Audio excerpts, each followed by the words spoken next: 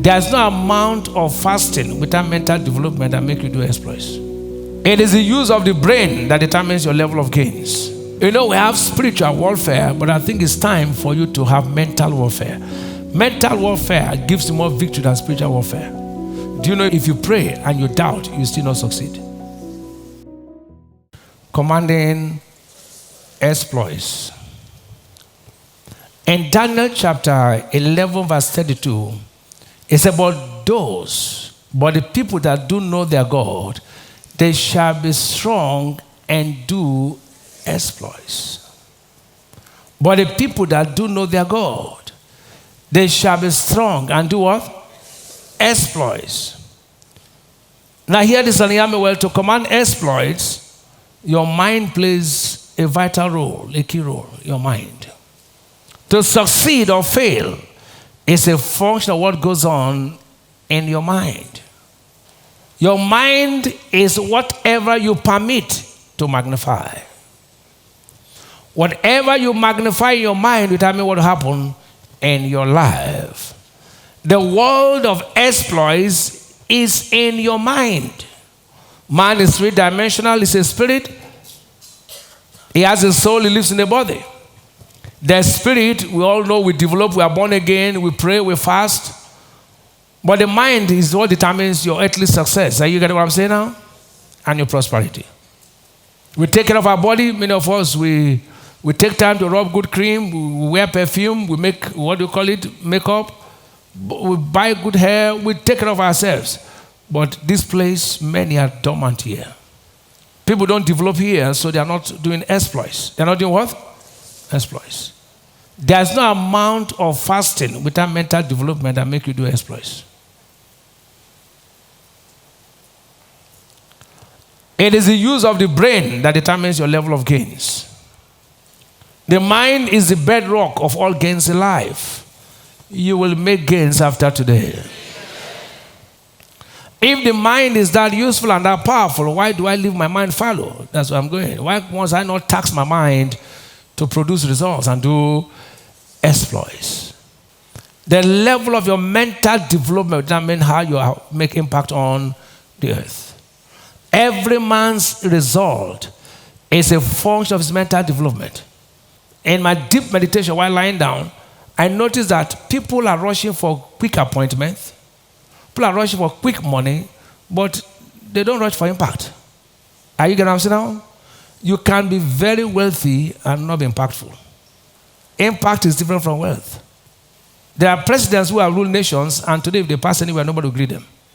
And there are people, when they pass anywhere, people stop. Impact is not money. Are you getting what I'm saying now?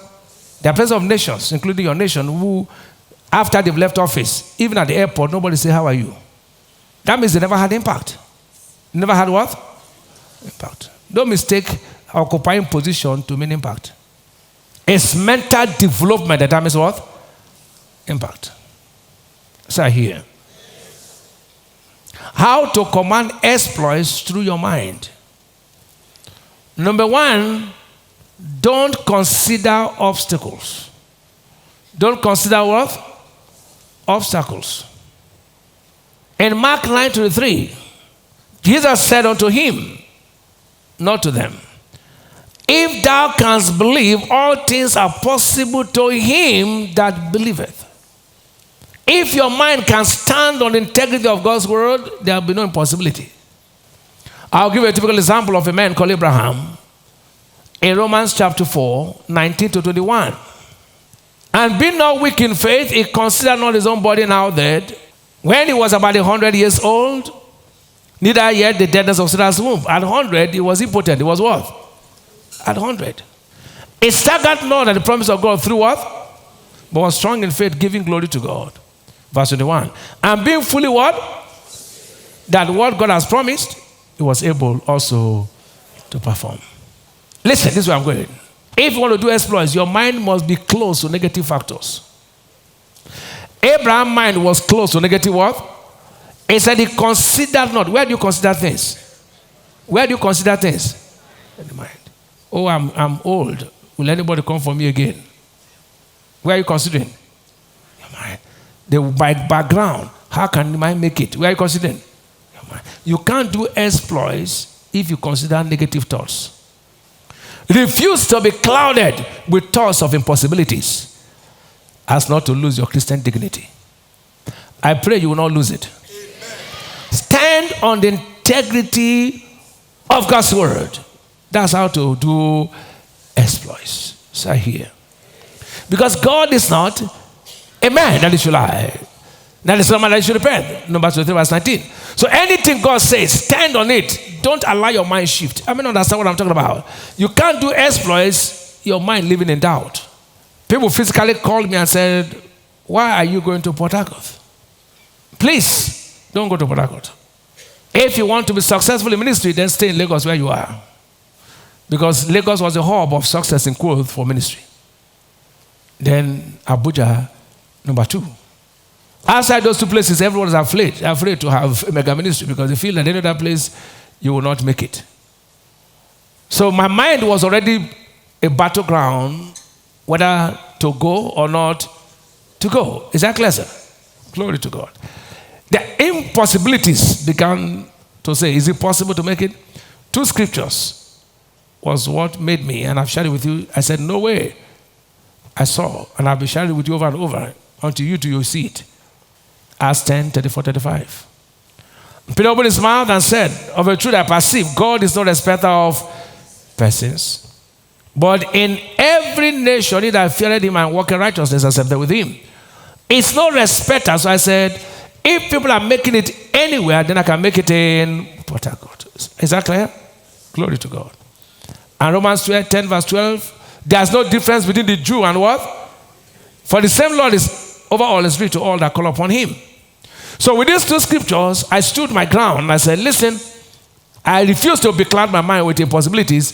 If it's possible anywhere, if it has happened in Lagos, it can happen in Port Harcourt. You can't do exploits until your mind consciously refuse impossibility thoughts. Is that clear? Abraham did not stagger. Did not what? He said, God, you said so, this is it. I pray your mind will accept the truth. You know, we have spiritual warfare, but I think it's time for you to have mental warfare. Mental warfare gives you more victory than spiritual warfare. Do you know if you pray and you doubt, you still not succeed? Many don't know. God is able to do exceedingly above all that can what? Ask, where do you ask? Prayer. Or what? Thinking is where? So your thinking and your asking, they weigh the same. I come again. Ephesians 3:20, is that true? God is able to do exceeding abundantly above all that we what? Ask why? Ask is prayer. Ask is what? Or what? Where do you think? So your prayer and your thought, they weigh equal.